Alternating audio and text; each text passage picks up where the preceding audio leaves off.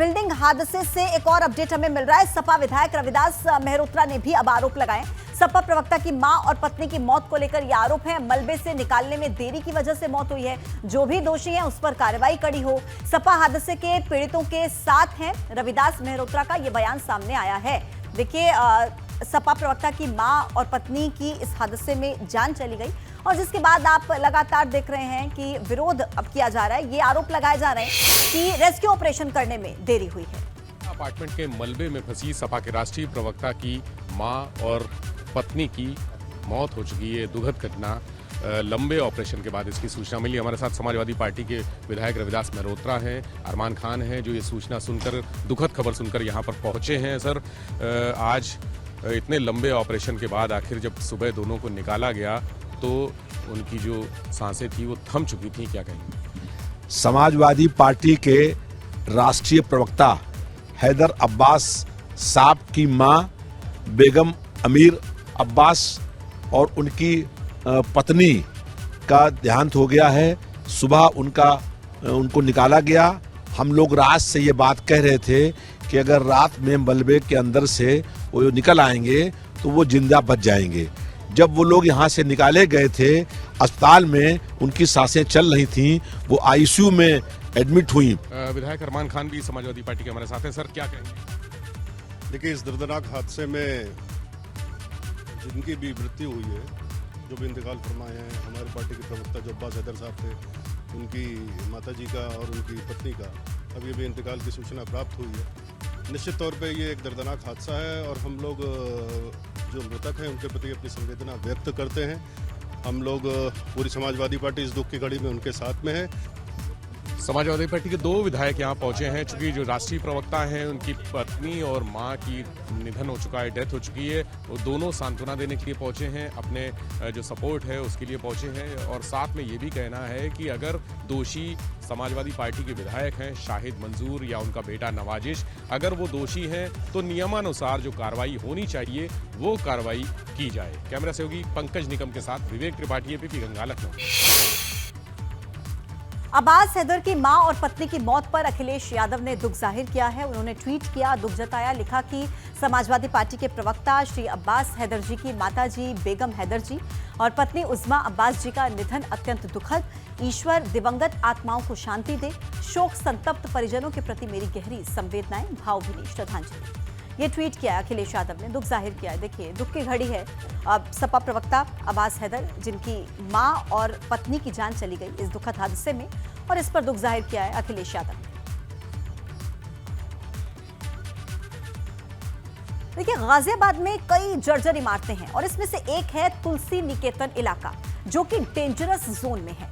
पानी की टंकी जर्जर हालत में है। जो घर है वो किसी भी समय गिर सकते हैं। आरोप यह है कि जीडीए के अधिकारी आते हैं और बस नोटिस करके यहां पर चले जाते हैं। तुलसी निकेतन क्षेत्र में 2292 फ्लैट हैं। 15,000 से ज्यादा यहां पर आबादी रहती है। जान जोखिम में डालकर लोग यहां पर किस तरह से रह रहे हैं, ये आप इन तस्वीरों में देखिए।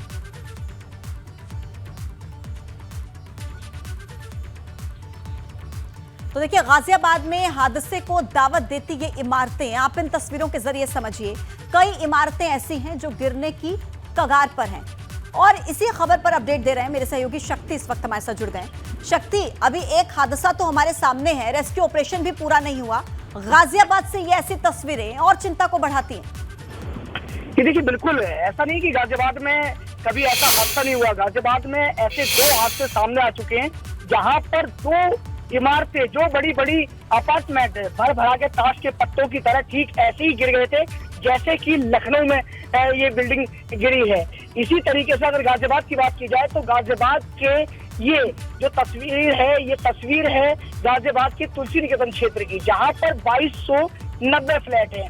यानी कि सोचिए कि 2290 फ्लैट हैं तो इसमें कितने हजार जो लोग हैं वो रहते होंगे।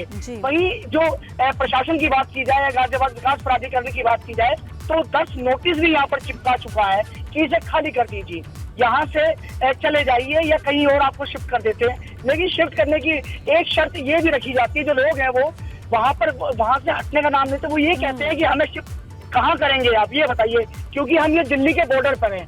ठीक दिल्ली के बॉर्डर पर ये बिल्डिंग है, यहाँ पर हमारा रोजगार है, आप हमें हापुड़ के बॉर्डर पर कर देंगे या कहीं और कर देंगे। बिल्कुल, और और ये शक्ति बताइए ये चिंता जायज भी कितने दिन के है। लिए जब आप सर हमें से छत चली जाएगी तो आपने विस्थापन की कोई व्यवस्था नहीं की, और अगर पहले इन लोगों को ऐसे कहा जाएगा तो डर होगा, लाजमी है। बहुत धन्यवाद आपका जानकारी देने के लिए। 15,000 लोगों पर देखिए खतरा मंडरा रहा है गाजियाबाद में। तस्वीरें हमने आपको दिखाई।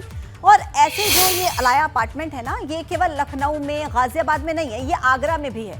यहाँ की कई इमारतें ऐसी हैं जिनमें दरारें हैं, जर्जर इमारतों में पुलिसकर्मियों का परिवार रहता है। साफ साफ चेतावनी के बाद भी यहाँ पर लोग रह रहे हैं। क्या आगरा में भी अब किसी बड़े हादसे का इंतजार किया जा रहा है? तस्वीरें देखिए, ये रियलिटी चेक किया है एबीपी गंगा ने।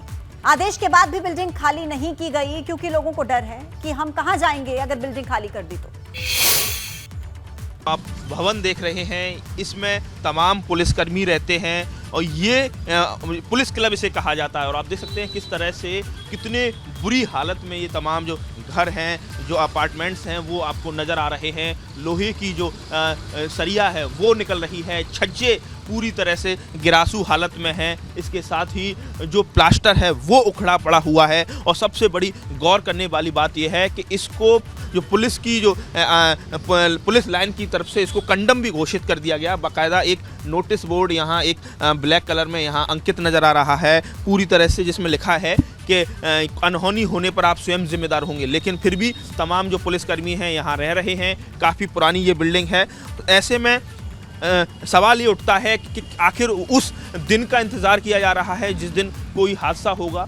पुलिस अधिकारी हैं जिनकी जिम्मेदारी है कि ऐसे घरों को खाली कराया जाए। उनकी निष्क्रियता की वजह से, उनकी लापरवाही की वजह से तमाम लोग इन घरों में रहने को मजबूर हैं। आगरा से मिथुन उपाध्याय, एबीपी गंगा। तो आप भवन